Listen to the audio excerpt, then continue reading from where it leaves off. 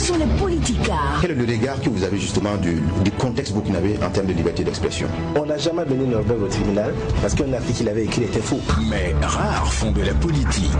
La nature est la horreur du vide. La mort du journaliste kamikaze parce qu'il a pratiquement offert sa vie pour qu'il y ait un changement. Nombreux ont de la prétention. Mais rares prennent des positions. Qui a été intermédiaire? Nombreux font des jugements. Mais rares ont la justesse. Toutes les femmes se battent autant que les hommes. Mais je dirais aussi qu'il y a des ministres hommes qui ne sont pas compétents mais qui sont là quand même. Ou bien.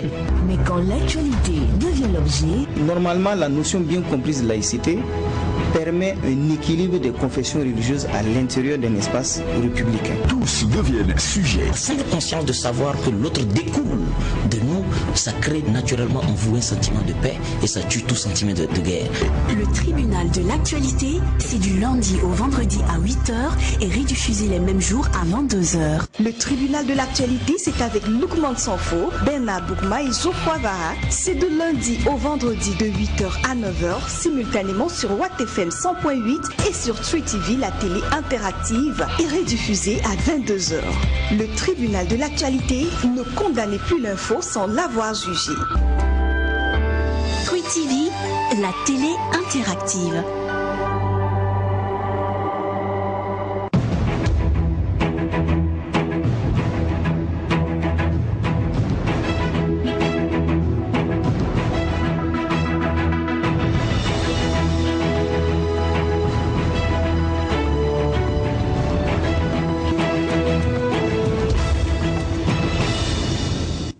Cinquième et dernier acte du tribunal de l'actualité pour cette semaine. Comme vous le savez, nous sommes en direct et en simultané sur Tree TV et Watt FM.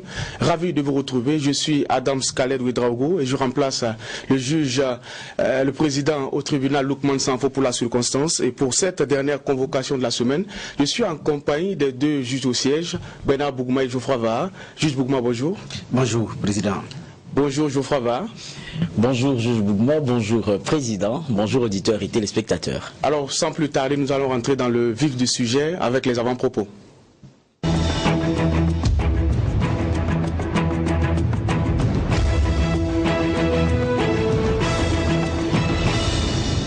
Bernard Boukma, qu'est-ce que vous avez retenu pour nous comme avant-propos? Alors, mon avant-propos ici, c'est la sortie du chef d'état-major des armées françaises, le général Lecointre, qui s'est exprimé sur CNews, et je vais vous lire l'extrait qui a retenu notre attention parce qu'il dit que le problème au niveau du Sahel, ce n'est pas une mince affaire, et donc pour lui, je cite, si on n'est pas là, si on part demain, et si avec les Européens qui nous accompagnent dans la gestion de cette crise très grave, nous n'agissons pas, ces pays s'effondreront sur eux-mêmes. Le terrorisme s'y développera de façon incontrôlée, pourra éventuellement gagner et s'exprimer ensuite en France et en Europe. Et par ailleurs, on connaîtra des phénomènes de migration absolument phénoménaux. Donc il s'est exprimé sur la chaîne CNews et puis TV5 Monde l'a repris, moi je l'ai pris sur la page. Et donc, c'est le chef d'état-major des armées françaises, le général François Lecointre, qui s'exprime ainsi, effectivement, qui dépeint la situation au niveau du Sahel. Effectivement, il y a un effet réplique, un effet contagieux. Les choses ont commencé depuis la chute du général, du guide libyen, Mali, Niger, et puis ça descend. Et donc, la réalité aussi, c'est ce qui fait que, comme l'avaient dit certains, alors, comme Amadou Toumani Touré, il ne fallait pas toucher la Libye parce que, il disait, c'est pas un État qui existait en tant que tel, comme c'était des tribus qui se combattaient, que Kadhafi a pu regrouper en un ensemble territorial. Et Kadhafi bouger dans ces conditions, ce n'est pas évident, compte tenu de l'armement, des querelles de leadership qui existent d'ailleurs là-bas. Donc il y avait une conséquence. Et que le Mali seul ne pouvait pas stopper effectivement les choses. Là, aujourd'hui, Amadou Toumani Touré, qui n'a pas été suivi par plusieurs de ses pairs ouest-africains, y compris burkinabés, nous sommes aujourd'hui effectivement dans cette situation. Et ce que le général dit, c'est vrai. Mais le général a ajouté une précision importante. Il dit le problème est par ailleurs bien plus large qu'un simple problème militaire. C'est un problème systémique qui comporte des sujets de développement, de gouvernance qui est aggravé par les tensions interethniques, par la sécheresse qui sévit au Sahel. Et donc tout ça mis ensemble, il ne fallait pas toucher à la Libye.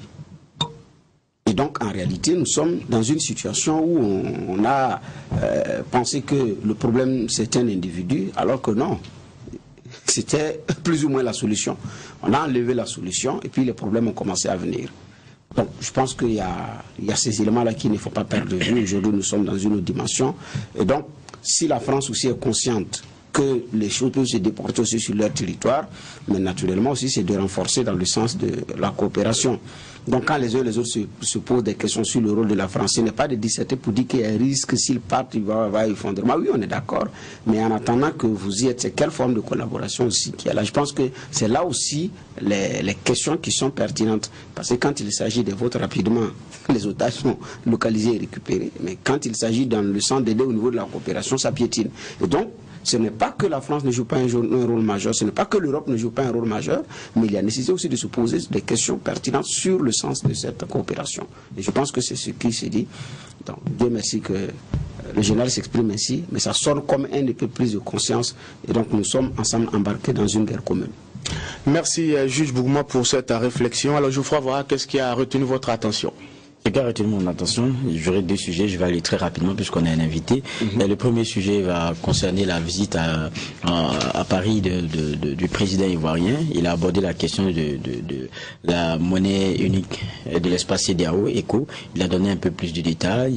Il a dit, dans tous les cas, il a rappelé son pays est prêt et que pour ce qui est des autres pays, ça va se faire sur décision de façon responsable et que pour 2020, ceux qui sont prêts vont y aller, ce qu'on savait déjà. Et puis sur la question du franc CFA, on l'a senti assez gêné parce qu'il comprend que c'est nettement la fin de ce CFA là. Maintenant, est-ce que c'est à Paris qu'on vient discuter de ces choses-là avec Macron? C'est pas forcément la grande question. Mais en même temps, on peut pas mettre cette visite-là en parallèle aussi avec un tapis rouge plus que présent déroulé au président ghanéen. Parce que quelques heures après, c'est le président ghanéen qui est en France, reçu par Macron, mais là c'est différent. Il y a un parterre de figures de notre diaspora qui échangent avec le président ghanéen. Pourquoi le choix du président ghanéen? Parce que c'est quelqu'un qui est connu aussi pour son franc-parler.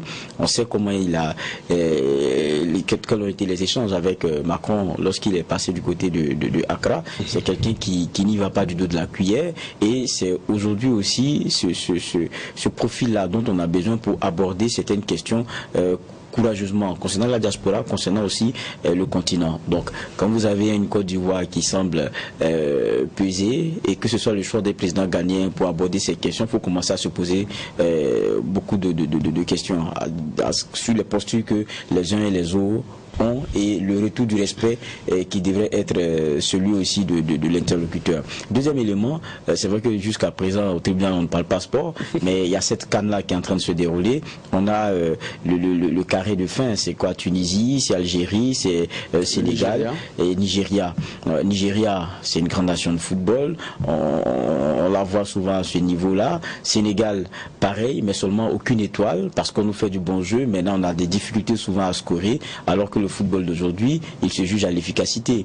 On a ces Maghrébiens, on sait un peu que lorsqu'ils organisent, ils sont souvent très à l'aise. C'est vrai que l'Égypte a été sortie, mais on retient de cette canne-là de bonnes histoires, des histoires qui inspirent. Quand on voit celle malgache, moi j'ai encore l'image du président, le poing fermé et levé au stade, content de voir ce jeu que développait son pays. Ça nous donne une leçon que tout se construit et il y a une rigueur à avoir, même si on n'a pas de grand nom, on peut aller très loin pourvu qu'on ait un collectif.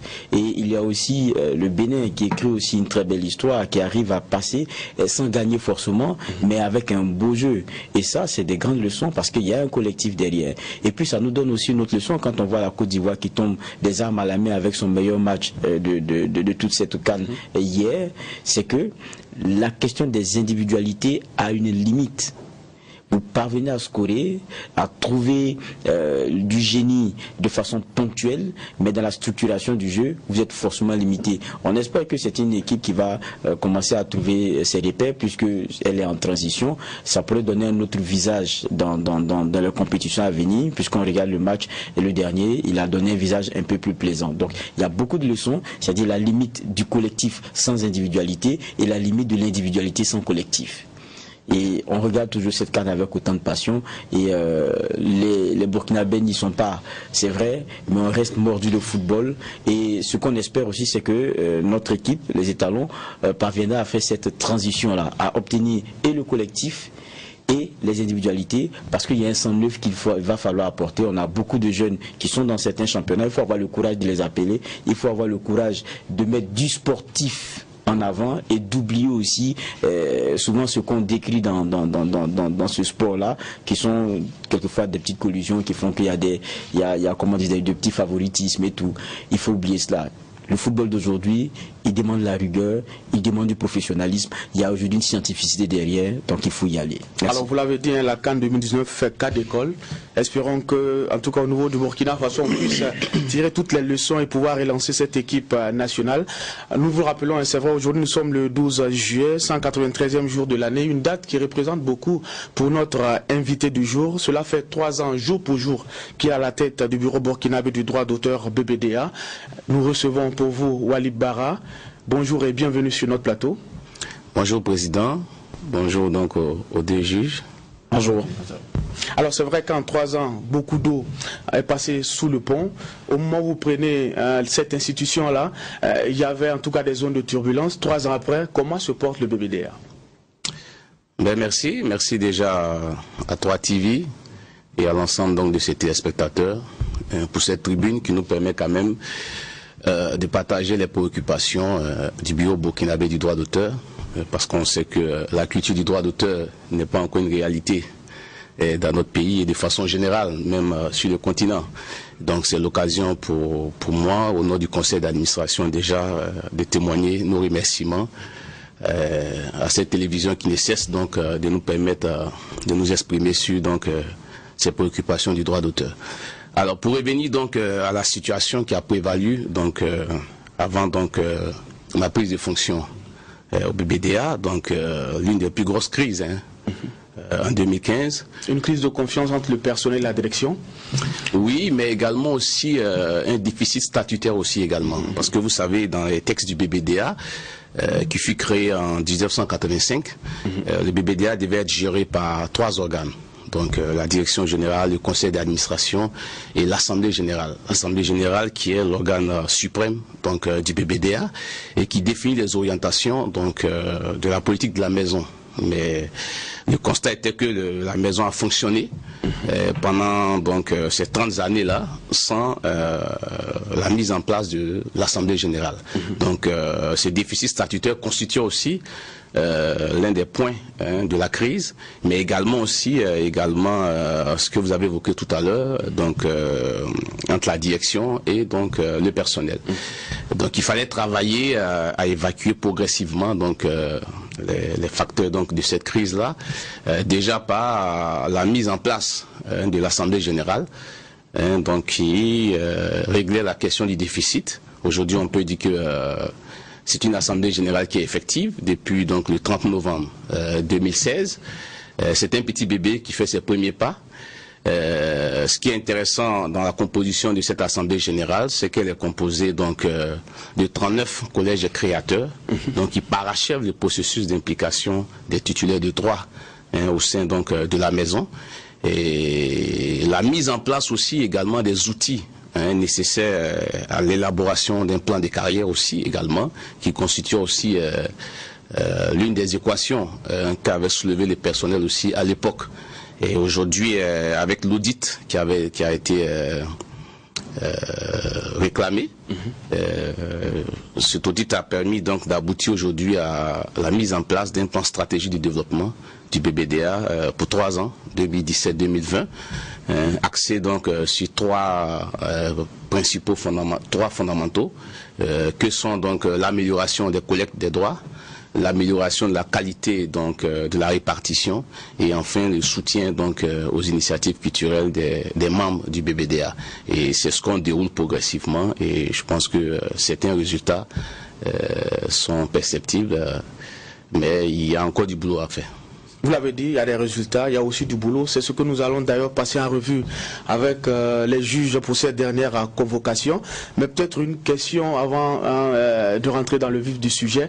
C'est vrai, on vous connaissait acteur culturel, vous étiez de la société civile culturelle. Aujourd'hui, vous êtes à la tête de cette structure qui gère les droits d'auteur.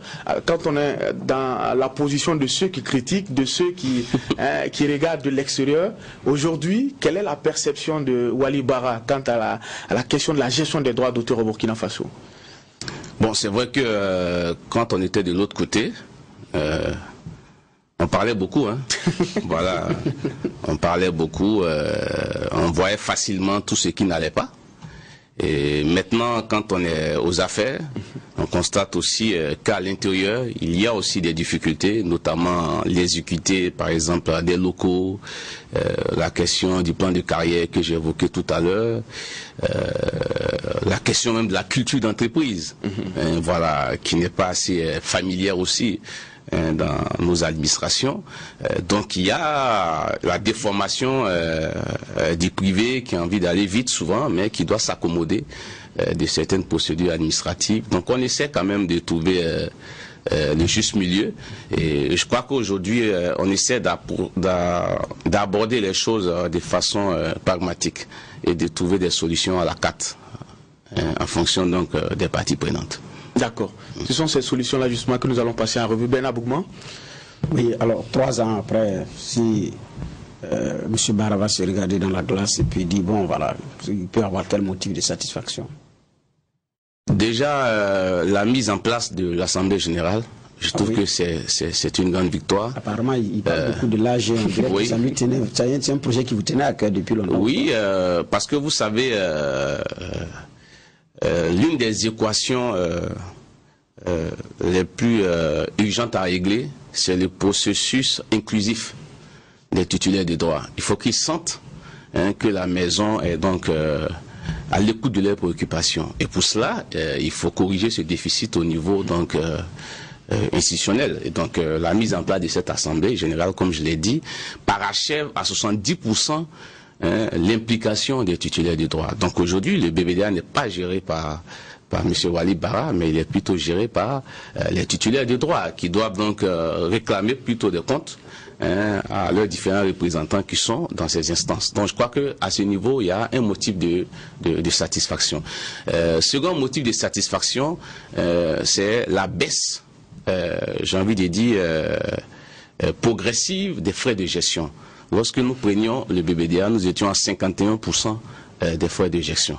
Or, les textes prévoient autour de 35%. C'est quoi les frais de gestion? Les frais de gestion, c'est lorsque nous collectons les montants au niveau donc des utilisateurs d'œuvres.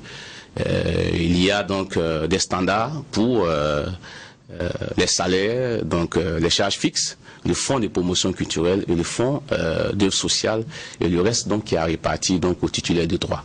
Et donc ces frais-là sont passés de 51% à 33% aujourd'hui. Nous sortons du dernier conseil d'administration le 18 juin, donc qui a salué quand même cette performance eu égard donc à la baisse de ces frais de gestion. C'est déjà un motif de satisfaction qui est à mettre donc au compte donc de toute l'équipe, qui est hyper réduite mais en même temps hyper motivée, parce que bon, je crois que les uns et les autres ont compris la nécessité aussi quand même de faire baisser ces frais de gestion. Autre élément aussi à saluer, c'est cette approche pédagogique que nos collaborateurs essaient d'inculquer dans la question du droit d'auteur. Vous savez, je disais à l'entame de mes propos que le droit d'auteur est assez récent dans nos États. En Afrique, les collectes mondiales tournent autour de 0,76%, donc pas moins de 1% des collectes mondiales. Mais l'une des raisons fondamentales, c'est parce que le droit d'auteur n'est pas une réalité. Et certains l'abordent comme un impôt, comme une taxe. Donc il faut travailler à avoir une approche pédagogique.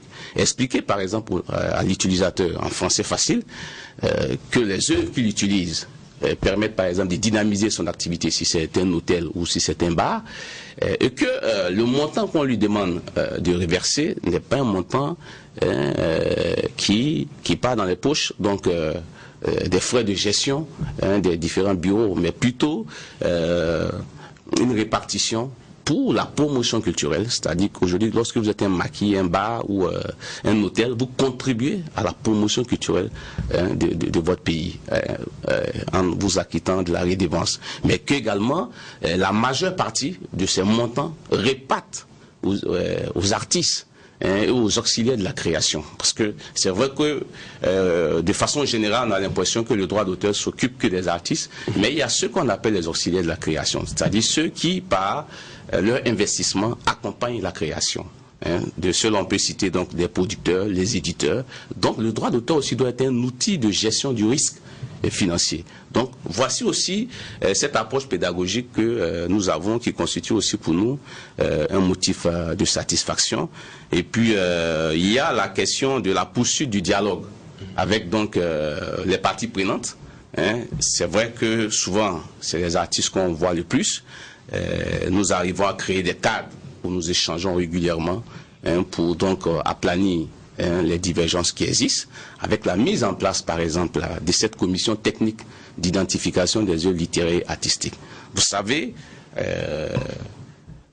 avant vous créez une œuvre, vous la déposez au BBDA, vous déclarez, soit auteur, etc. Il n'y avait pas de commission qui statuait pour prévenir, par exemple, les conflits liés à la paternité de l'œuvre, parce que ce n'est même pas évident que l'œuvre vous appartient.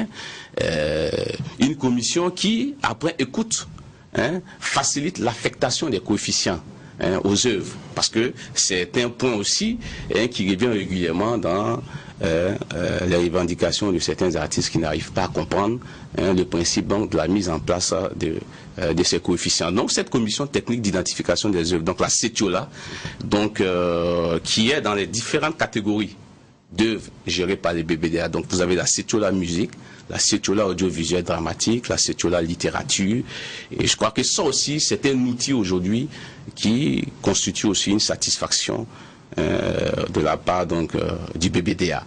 Mais qu'à cela les tienne, il y a aussi des défis à relever, et nous espérons que Dieu nous donnera la force de pouvoir donc relever ces défis. Alors, je poursuis avec ma série de questions pour le moment, Président. Alors, dans les réponses aux questions, il y a la question du coefficient qui est revenu. C'était un des points alors sur la plateforme revendicative de Selamib. Aujourd'hui, où en est-on avec ce coefficient que ce monsieur il réclamait la standardisation? C'est-à-dire qu'il faut ramener le coefficient à un même niveau parce qu'ils disent que la disparité fait perdre certains artistes. Alors, est-ce qu'aujourd'hui ce débat est vidé? Nous avons expliqué en fait le fondement du coefficient. Il faut comprendre que la question du coefficient a un référent politique d'abord. C'est la volonté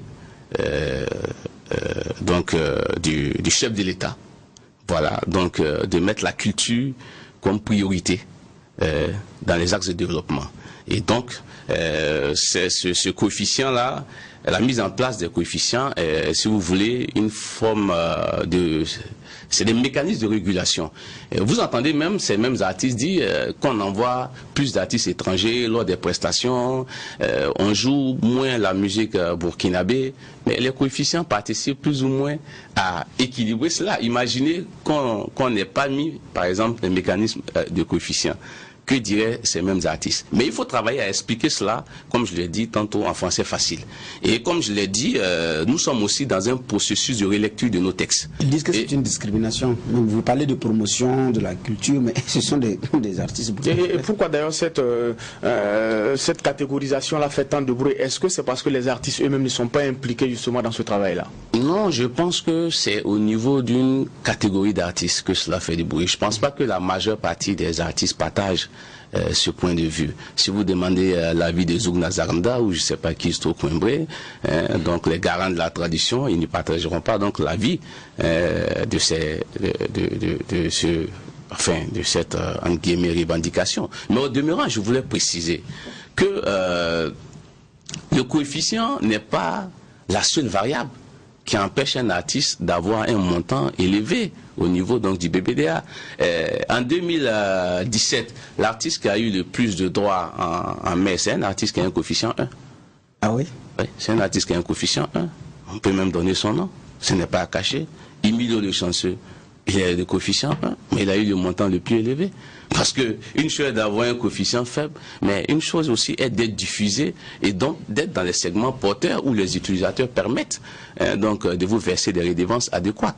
Parce qu'il faut le dire, 4 éléments sont importants pour avoir une bonne répartition des droits. Il faut d'abord bien déclarer votre œuvre. La deuxième, c'est que l'utilisateur qui, enfin le bar, le maquis ou la radio qui diffuse votre œuvre, est payé donc la redevance adéquate.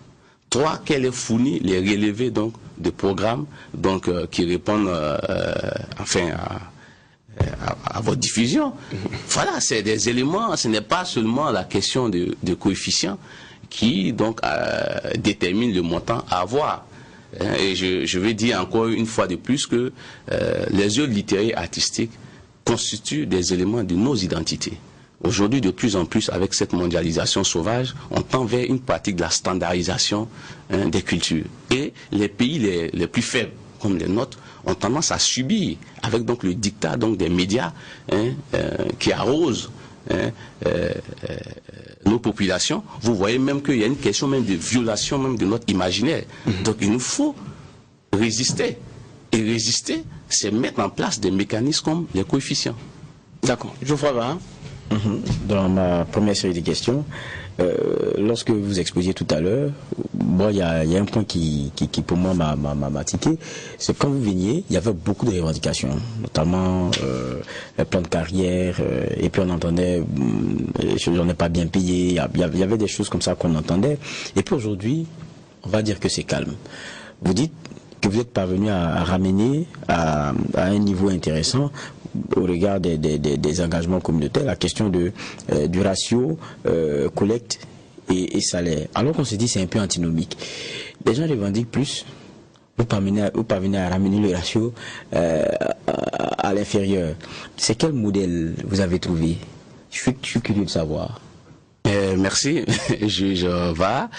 Je dois dire que lorsque vous êtes dans une entreprise qui est confrontée à la question donc des salaires, il y a une seule option pour le cas d'un bureau comme le BBDA, c'est d'augmenter les collectes.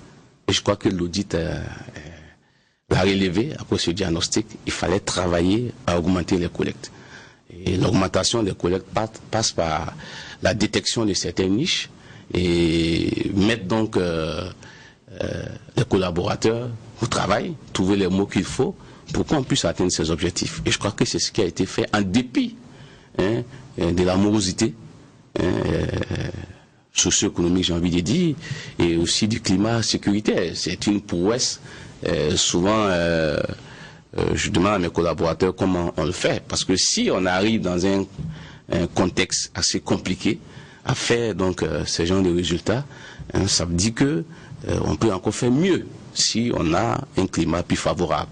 Et je crois que c'est dans cette dynamique qu'on s'inscrit et on travaille donc à déployer progressivement ce plan stratégique-là, à développer des façons de faire, comme je l'ai dit tantôt, d'abord l'approche pédagogique auprès donc des utilisateurs, l'argument que le droit d'auteur n'est ni un impôt ni une taxe, mais juste une redevance, mettre aussi les artistes à contribution en termes de stratégie. Aujourd'hui, nous avons mis en place un processus d'élection des artistes en qualité d'ambassadeurs du droit d'auteur. Nous pensons que avec ces artistes au devant des choses, il y a cette sensibilité de l'utilisateur à payer le droit d'auteur et ne pas le trouver dans une démarche contraignante. Nous parlons aujourd'hui au BBDA d'un droit d'auteur plaisant. Aujourd'hui, même dans notre vocabulaire, ceux qui utilisent les œuvres littéraires artistiques qui étaient qualifiés d'usagers, nous utilisons aujourd'hui le terme client-utilisateur. Donc il y a toute une pédagogie qui a été mise en place pour pouvoir atteindre ces résultats. D'accord. Deuxième question, parce qu'on parle de vos 3 ans, ce qu'on a pu voir d'actes posés par des artistes, tout à l'heure Bernard Bougma rappelait les revendications de certains syndicats sur la question des coefficients. Maintenant, il y a eu aussi par exemple la Cora BF qui a fait une petite descente dans des locaux de une radio de la place. Une radio de la place. Mais en toile de fond, il y a la question de collecte, mais pour eux aussi, tant qu'on ne les joue pas, ils ne peuvent pas gagner plus. Donc il y a ce débat-là qui s'est posé. Ils ont invoqué les cas français, mais bon, il y a eu le débat. On leur a dit c'est quand même là-bas c'est la musique d'expression française, c'est pas la musique française, c'est qui est vraiment différent. Mais vous dites que vous travaillez sur la sensibilisation, vous travaillez sur la communication. Comment vous abordez ces questions-là avec ces artistes-là? Alors, si vous prenez le cas de la Cora BF, l'incident malheureux.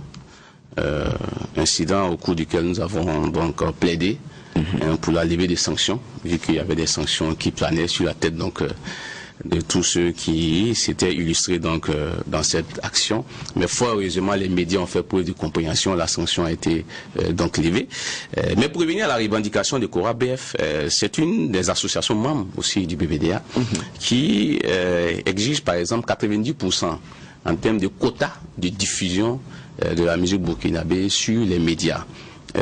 Pendant que le CSC, dans ses textes, qui doivent être, je crois, relus, à 60% pour les médias nationaux de la musique burkinabé, 40% sur les médias commerciaux.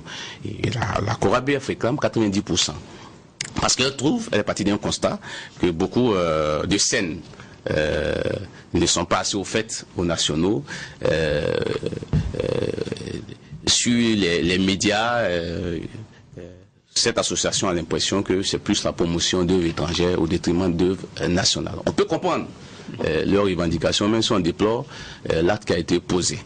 A contrario, vous avez le SINAMU qui vous dit, par exemple, qu'il faut éliminer donc les coefficients.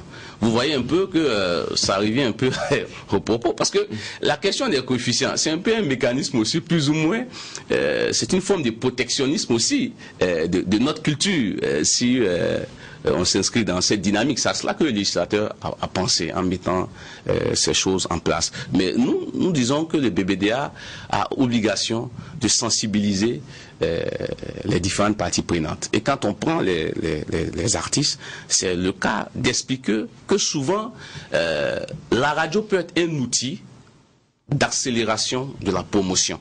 Mais ce n'est pas la radio qui paye le plus de droits. Je vais vous raconter une anecdote. Pour la répartition de fin mai passé, à ma pause, je reçois un message via Messenger d'un artiste de Bobo Dioulasso qui me dit « Bonjour DG, je ne suis pas content ». J'ai dit « Tiens, pourquoi ?» Mais parce que j'ai eu 6 000 francs à la répartition. J'ai dit « Ok, bon, c'est vrai que le montant n'est pas élevé, mais c'est pourquoi tu as eu 6 000 francs qui m'intéresse. Alors pourquoi tu as eu 6 000 francs ?» Il dit « DG, j'ai payé 4 animateurs à Bobo Dioulasso sur 4 radios différentes à 25 000. Donc ça me fait 100 000 francs DG. Donc à défaut de ne pas avoir mes 100 000 francs au BBDA, j'espérais au moins avoir au moins 50 000 francs. Vous voyez la corrélation en mettant 100 000 francs pour la promo d'une radio, j'espère avoir au moins la moitié ou la totalité de ce montant. Mais ce n'est pas comme ça. Je suis obligé de lui prendre un exemple simple que je vais partager avec vous et avec les spectateurs si vous le permettez. La radio qui paye par exemple le plus de droits au Burkina Faso paye 600 000 francs CFA. Sur quelle période? L'année? L'année, c'est l'année. Cette radio, quand elle paye 600 000 francs, on déduit, si c'est une radio à vocation musicale, c'est-à-dire que l'ensemble des programmes est constitué des œuvres musicales, on déduit pour les frais de gestion 35% dans ces cas de figure. Donc 25% pour les salaires et les autres 10 autres %, c'est 5% pour les œuvres sociales quand nos artistes sont malades et les autres 5% c'est pour la promotion culturelle, pour les accompagner dans lorsqu'ils sont sollicités dans les événements culturels ou en termes de création, en termes de diffusion. Quand vous déduisez les frais de gestion, vous vous retrouvez à 390 000 francs. C'est le net à répartir. Et la radio nous fournit des relevés de programmes. Sur l'année, la radio a diffusé 105 120 œuvres. Donc quand vous divisez les 390 000 par les 105 120 œuvres, vous vous retrouvez à 3 3,710 francs. 3,710 francs. D'accord? C'est ce que vaut une œuvre diffusée. Si cette œuvre est diffusée par exemple 1000 fois, c'est ce qu'on appelle un gros succès médiatique, c'est-à-dire matin, midi, soir, ça va produire 3710 francs CFA. Donc un gros succès médiatique sur le média qui paye le plus de droits ne nous donne pas 4000 francs CFA. Et 4000 francs CFA, c'est l'œuvre. Et si cette œuvre, vous avez les parts à affecter aux différents titulaires. Donc vous avez par exemple 25% pour l'auteur, 25% pour le compositeur, 33% pour l'éditeur et 16,6% par exemple pour l'arrangeur. Quand vous faites ce calcul, vous voyez bien que ce n'est pas la radio qui est un segment porteur, mais il faut voir la radio comme un outil d'accélération, comme je l'ai dit, de la diffusion de vos œuvres, lesquels outils va vous permettre d'avoir des spectacles, d'être invité dans des festivals, et c'est vous en fait qui capitalisez ces statistiques-là pour avancer. Mais ce n'est pas en allant de façon frontale sur ces médias-là. Alors, M. Barra, c'est vrai que quand on parle de gestion des droits d'auteur, cela prend en compte les œuvres littéraires, artistiques. Bien sûr. Mais très souvent, c'est la filière musique qui se fait entendre. Est-ce que c'est parce qu'à ce niveau qu'il y a beaucoup plus de problèmes, ou bien c'est parce que les autres ne parlent pas assez? Finalement, quelle lecture on peut faire? Non, c'est parce qu'en réalité, c'est le plus nombreux dans les bureaux de droits d'auteur. Si vous prenez le cas du BBDA, le BBDA fait 9095 membres, dont 7700 et quelques artistes. Mais ce n'est pas que des nationaux. Hein. Donc 9095 membres, c'est et des nationaux et des non-nationaux. En termes de collecte, la musique est la première filière qui constitue près de 70% des collectes. Donc c'est normal, c'est légitime que celui qui parle, qui donne plus la voix. Et je crois que c'est parmi cette filière-là qu'on trouve plus de communicants. Et puis vous avez la cinquantaine de syndicats, donc ils sont aussi la plus... Voilà, exactement. Et puis bon, il faut dire que dans les bureaux de façon générale en Afrique, la filière musique constitue un peu... la filière qui égorge en termes de membres et en termes aussi de collecte, donc le volume le plus important. Moi, comme c'est ma série, la dernière question, il y a la gangrène, hein, et puis ça, c'est nos technologies qui le permettent. La question de la piraterie. Aujourd'hui, vous parliez des Milo, vous parlez de peut-être d'autres artistes. Il sort, les gens ils écoutent ça tranquille sur leur téléphone avec les écouteurs. On a vu dans un pays voisin, ne pas le citer, un bureau de droit d'auteur être sur le terrain avec des artistes, à casser même des CD, à faire des descentes musclées, à côté on avait des hommes détenus. En 3 années, sur ce chapitre-là, quelle a été votre implication? D'accord. Il faut dire que c'est une question très capitale que vous posez, la question donc de la piraterie des œuvres littéraires et artistiques qui aujourd'hui a pris une dimension avec donc le boom du numérique. Vous savez, avant, de façon traditionnelle, c'est le CD qu'on duplique et qu'on vend un peu à la cantine de l'aéroport ou dans tous les endroits. Je sais que vous en avez acheté souvent. Celui qui achète est heureux parce qu'on achète à moins de coût tout cela. Et je crois que l'autorité n'est pas restée muette sur la question. En 2011 a été mis en place donc le comité national de lutte contre la protection des œuvres littéraires et artistiques, le CNPOLA. Mais ce CNPOLA a fonctionné en réalité en 2015 pour une question faute de dotation budgétaire. Il faut dire que le CNPOLA est chapeauté par la gendarmerie nationale. Le président donc vient donc de la gendarmerie nationale, et avec donc le contexte sécuritaire que vous savez depuis ces 3 dernières années, ce CNPOLA ne fonctionne véritablement pas. Donc hiérarchisation des priorités oblige. Il y a quand même un statu quo au niveau de ce CNPOLA. Cependant, des mesures ont été prises pour éradiquer un tant soit peu la question du téléchargement illicite, qui quand même constitue un manque à gagner pour les titulaires de droit. Et à ce niveau, quand même, le BBDA a fait des efforts pour revoir à la hausse quand même les redevances reversées par les téléphonies mobiles. Et il y a aujourd'hui les agrégateurs aussi, donc les plateformes numériques aussi, qu'on essaie d'identifier pour donc percevoir les différentes collectes afférentes à l'utilisation de ces œuvres. Mais force est de constater aussi également qu'aujourd'hui, avec l'octroi des licences multiterritoriales, avec aujourd'hui Internet qui n'a ni frontières, il est très compliqué pour un bureau de droit d'auteur d'identifier tous ces utilisateurs qui mettent à disposition ces œuvres-là de façon illégale. C'est dans cette optique aussi que le BBDA a proposé un projet intitulé Renforcement de la filière musique et des nouveaux modèles économiques au Burkina Faso et dans l'espace IUMOA, qui a été adopté au niveau de l'Organisation mondiale de la propriété intellectuelle et qui permettra entre 2020 et 2022 de procéder à une série d'activités dont la mise en place d'un algorithme dans la sous-région afin donc de juguler un tant soit peu les conséquences de cette perte que le numérique engendre pour les titulaires des droits. Alors peut-être avant de passer la parole au juge Boukma, c'est vrai que tantôt vous avez parlé de l'existence d'une ligne budgétaire pour prendre en charge, je dirais, les œuvres sociales.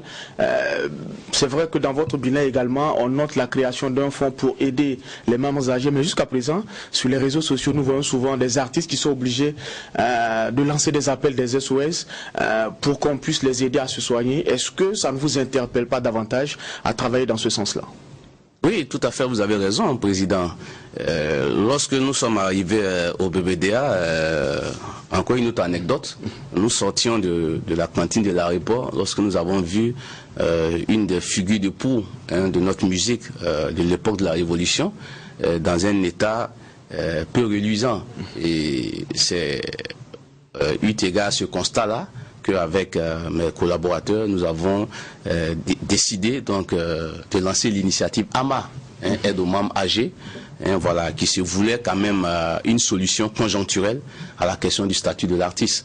Mais il faut dire que le BBDA à lui seul ne peut résoudre la question du statut de l'artiste. C'est une question qui interpelle toute la nation burkinabé, mais le ministère de la Culture, des Arts et du Tourisme fait déjà des efforts parce qu'il y a un décret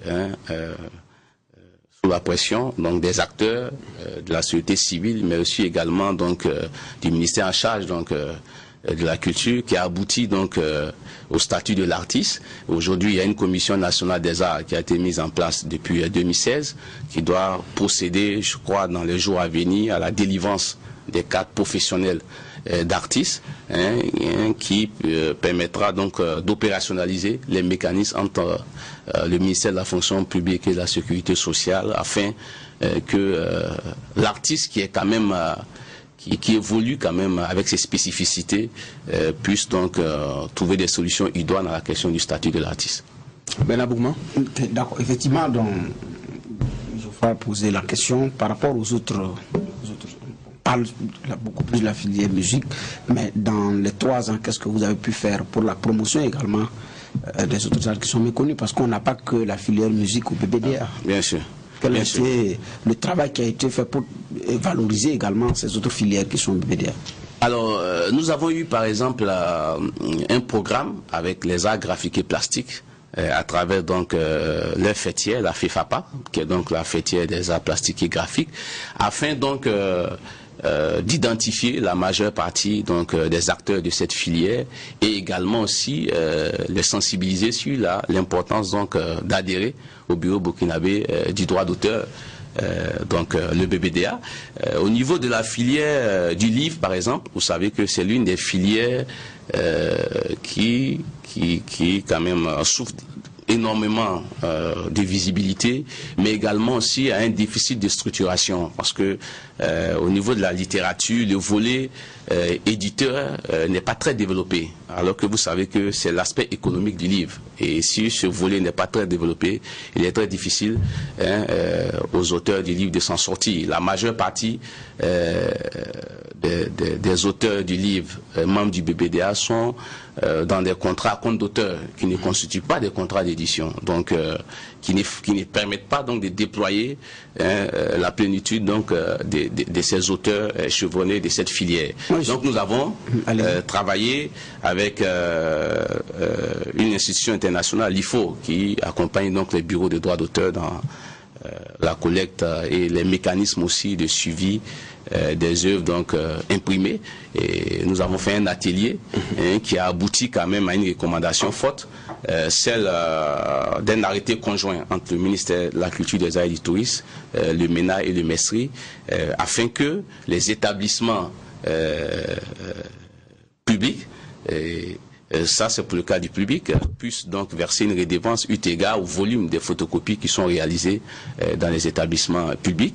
Et au niveau aussi du privé aussi également, nous avons pu rencontrer les promoteurs des établissements privés, eu égard également aussi au volume des reproductions faites à ce niveau-là aussi, pour que un montant que nous avons convenu ensemble puisse être reversé afin donc de combler cette perte liée donc à la reproduction des œuvres littéraires. Et enfin, pour les acteurs du cinéma, nous avons permis la signature d'une convention avec la Confédération internationale de la Société des auteurs-compositeurs pour un partenariat de 2 ans qui permettra d'allouer des montants à tous ceux qui participeront au FESPACO. Alors effectivement, c'était au niveau de la filière livre, c'était de savoir comment est-ce qu'on perçoit les droits d'auteur pour un écrivain. Mais l'autre question c'était par rapport aux établissements, parce qu'il y a beaucoup de photocopies qui se font, mais je pense que là la réponse a été donnée. Mais au niveau de la filière cinéma, vous prenez une compagnie de transport, vous quittez Ouagadougou, et puis bon, tac, un film burkinabé qui est joué. Parfois c'est des films que vous découvrez à l'écran du bus. Alors, est-ce que les compagnies de transport également reversent des redevances? Oui, les compagnies de transport font partie de notre base de données en termes d'utilisateurs d'œuvres. Et toutes ces compagnies qui sont donc identifiées versent donc des montants eu égard à l'utilisation des œuvres qui sont faites dans les bus ou dans ces compagnies de transport. Parce que de retour de Ouagadougou, j'avais posé la question à un artiste que j'ai vu d'ailleurs dans le film. J'ai dit, est-ce que... Il dit, oh, bon, franchement, nous on ne sait pas. J'ai dit, mais vous êtes un artiste, moi je vous ai vu à l'écran. Il dit, ah, lui il ne sait pas, c'est peut-être le réalisateur qui peut savoir. Mais lui pense que... C'est pourquoi j'ai dit à poser la question. Maintenant, une deuxième question. Il y avait eu, pendant les revendications du Sinamub, la question du logiciel. Qui disent que au niveau des radios, les animateurs de radio n'inscrivent pas tout. Il y a des logiciels dans certaines radios qui ne prennent pas tout en compte, et ils vous demandent, BBDA, de concevoir un logiciel pour faciliter ce travail-là. Est-ce que vous l'avez fait ou bien c'est pas faisable? Et finalement, la question de ce logiciel est à quel niveau? Non, c'est une revendication que nous comprenons, parce que vous savez... au niveau des radios, les radios n'utilisent pas les mêmes logiciels. Oui, tout à fait. Vous avez certaines qui utilisent Radouga, d'autres, etc. Pour nous, qu'est-ce qu'il faut faire? Mettre à disposition un logiciel unique d'harmonisation. C'est une forme même d'ingérence même dans les affaires de ces radiodiffuseurs. Et lors du dernier conseil d'administration, le représentant du Sinamib avait évoqué cela, et le représentant des radiodiffuseurs au sein du conseil d'administration a dit que ce n'est pas possible, parce que bon, voilà, lui en tant que représentant des radiodiffuseurs, il porte la voix des radiodiffuseurs, et donc il y a un conflit d'intérêts à ce niveau. Mais cela dit, nous avons invité quand même le Sinamib à ce niveau à pousser la réflexion. Si il s'avère qu'ils ont des connaissances sur ce logiciel qui est disponible, on pourra peut-être réfléchir à voir comment acquérir ce logiciel. Quoique, personnellement, je ne pense pas que ce sera donc la solution, parce que comme je l'ai dit tantôt, pour moi les radiodiffuseurs c'est pas c'est pas ceux qui payent le plus de redevances. Si on dit que ce qu'on collecte n'est pas assez et qu'on nous demande de prendre un montant pour acquérir donc une solution technologique, ça veut dire que ce montant qu'on prend pour acquérir cette solution technologique, on prend ce montant sur quoi? Sur le droit des titulaires de droit. Est-ce que tous les titulaires de droit veulent vraiment cette technologie? Ben, la question reste posée. Ils vont vous dire de demander au ministère de l'économie et des finances. Oui, ils peuvent aussi faire ce plaidoyer. D'accord, je vois là. Vous dites bien, dans votre secteur, ça parle beaucoup. pour emprunter les mots de Bernard, j'étais aussi à côté d'un artiste qui disait, mais Wally Blay voyageait. Oui, c'est ça. Pas son temps à voyager. Oui. Aujourd'hui, les coopérations avec les bureaux frères, c'est quoi? Et puis, quel impact sur notre bureau burkinabé des droits d'auteur? D'accord, c'est une question aussi très capitale. On entend ça aussi souvent, je l'entends, mais j'aime le dire, les voyages même c'est fatigant.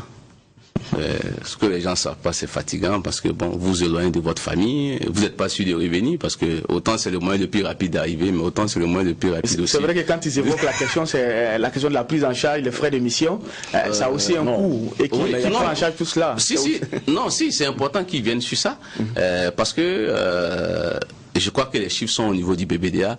98% de tous les voyages du directeur général du BBDA ne sont pas pris en charge par le BBDA. Quoique le BBDA, le directeur dispose d'une ligne de relations publiques qui peut lui permettre de faire ces voyages-là, pour négocier des choses dans l'avancée de la maison, mais je ne l'ai pas fait depuis ces 3 ans. Et tous ces voyages sont subventionnés soit par l'OMP, soit par la CISAC, où le BBDA occupe donc le poste du représentant de l'Afrique de l'Ouest depuis donc 2018 à Abidjan. Voilà, donc le BBDA occupe donc la représentativité donc de l'Afrique de l'Ouest. Si vous prenez le cas du projet sur la filière musique qui a été levé à l'OMP, n'eût été ces voyages, nous n'aurions pas levé donc ces genres de projets. Il faut y aller, mais il ne faut pas aller faire de la figuration.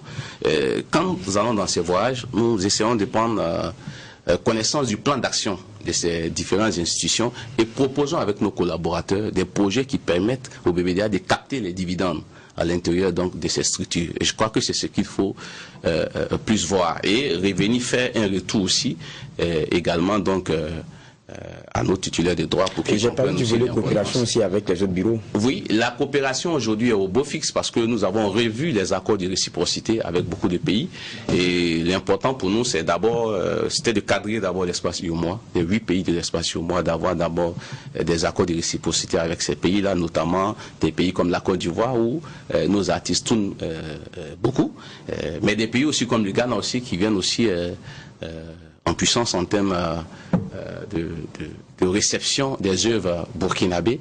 Mais il y a des pays, par exemple, comme le Nigeria, par exemple, avec lesquels on doit signer un contrat de réciprocité depuis belle lurette, mais on hésite beaucoup aussi parce qu'en réalité, quand on regarde, ce n'est pas assez évident. D'accord. Alors, c'est vrai, on se rend compte qu'il y a beaucoup de chantiers qui ont été ouverts durant ces 3 ans-là. Alors, rapidement, certainement que vous êtes en train de réfléchir, vous faites des projections pour améliorer ce qui existe, l'existant. En termes de projets, quels sont les projets phares aujourd'hui du BBDA? Alors, déjà, c'est la relecture de la loi. Voilà, vous savez qu'aujourd'hui, avec le boom numérique, avec les atteintes aujourd'hui aux œuvres littéraires et artistiques, il faut réfléchir à trouver des mécanismes pour juguler ces différentes pertes-là. Le Burkina Faso aussi également donc a ratifié certaines conventions, dont notamment celle de Beijing, celle de Marrakech, donc relatif aux déficients visuels.